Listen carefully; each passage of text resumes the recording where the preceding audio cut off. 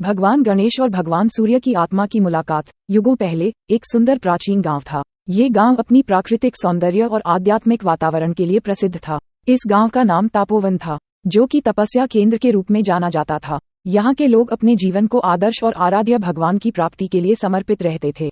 गांव के बाहर एक बड़े और पुराने पीपल के वृक्ष के नीचे एक साधु जी बैठे थे।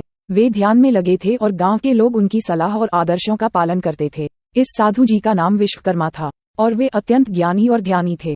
एक दिन सूर्य देवता अपने दैवीय रथ पर गांव के ऊपर से गुजर रहे थे। सूर्य देवता के आगमन के साथ ही तापोवन में एक अद्वितीय ऊर्जा का आभास होने लगा। विश्वकर्मा ने अपनी ध्यान भंग की और देखा कि यह ऊर्जा कुछ अत्यधिक आकर्षक है। सूर्य देवता का रथ नीचे उतर आया और वे विश्वकर्मा के पास चले गए। सूर्य देवता ने कहा, आपकी ध्यान और तपस्या के आदर्शों का मैं सदा सम्मान करता हूँ। आज मैं आपके साथ कुछ खास साझा करना चाहता हूँ। विश्वकर्मा ने प्रसन्नता के साथ सूर्य देवता का स्वागत किया और कहा, कैसे मैं आपकी सेवा कर सकता हूँ महाराज? सूर्य देवता ने कहा, मैं आपके साथ एक अद्वितीय अनुभव साझा करना चाहता हूँ। यहाँ तापोवन में एक अत्यंत पावन आत्मा निवास कर रही है, जिसका नाम भगवान गणेश है। मैंने उसका दर्शन किया है और वह अत्यधिक प्राकृतिक शक्तियों से युक्त है। क्या आप उससे मेरी ओर से मिलवा सकते हैं? विश्वकर्मा ने तैयारी की और उन्होंने सूर्य देवता को भगवान गणेश के पास ले जाया। वहां पहुंचकर सूर्य देवता ने भगवान गणेश को प्रणाम किया और उनका आशीर्वाद मांगा। भगवान गणेश ने अपनी आत्मा के अंदर सूर्य देवता की ऊर्जा को महसूस किया और हंसते हुए कहा,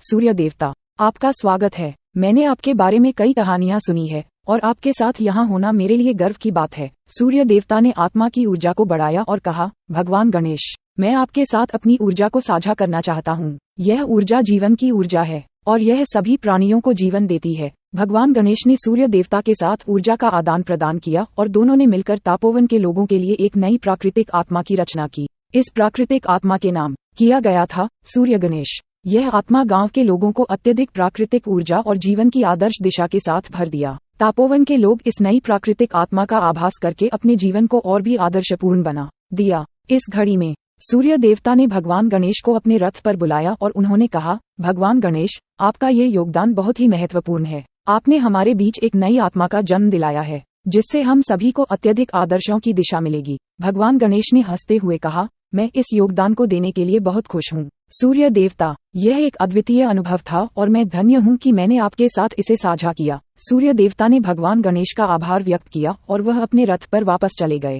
भगवान गणेश ने विश्वकर्मा का आभार व्यक्त किया और उन्होंने उनकी तपस्या को प्रशंसा की। इसके